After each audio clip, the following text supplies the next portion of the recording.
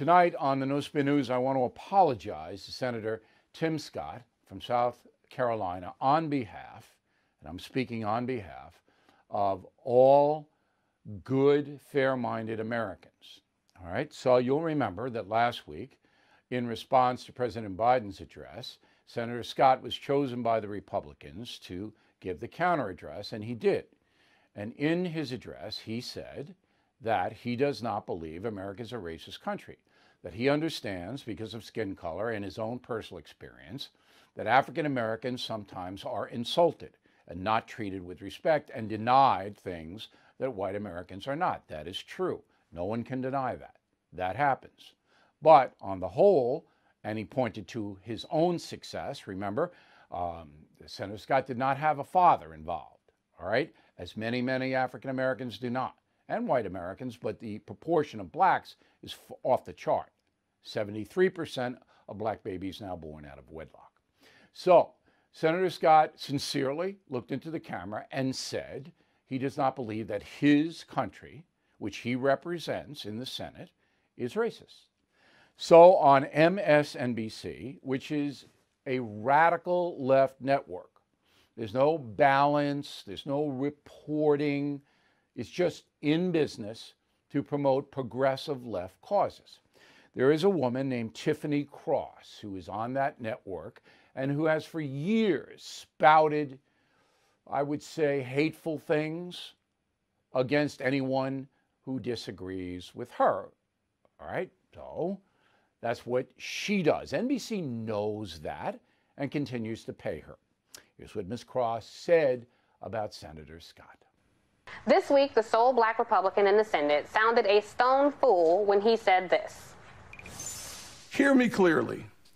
America is not a racist country.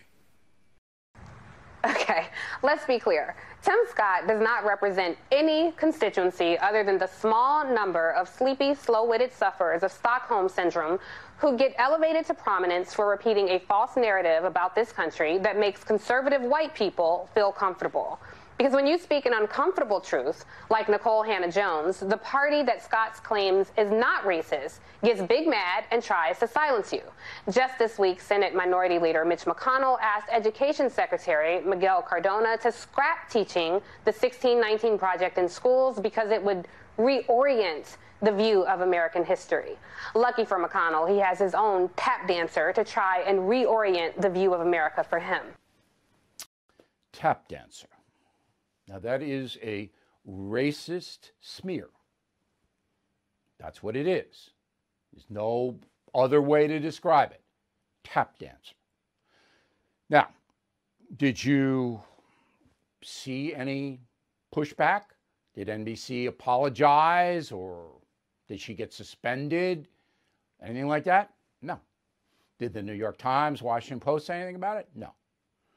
Now, you can just imagine if a Republican or a person on Fox News or One America or Newsmax said something like that about a black American tap dancer. You can imagine. They wouldn't have a job. They'd be canceled forever. Yet Tiffany Cross can say that with glee. She likes that. So my question for Comcast, which owns NBC, is a simple one, because I'm a simple man. So why are you paying for hate? Why? You know who she is. She doesn't hide it. All right? You know. Why are you paying for that? Now, I'm not calling for censorship or anything else. I'm calling for standards. So in my 20-plus years at Fox News, no one on Fox News in that period of time could have said anything close to what Tiffany Cross said. It wouldn't have been permitted by management. The person would have been fired on the spot. On Fox News. Didn't matter who it was. Didn't matter if it was a liberal Democrat, even a criminal. You couldn't do that.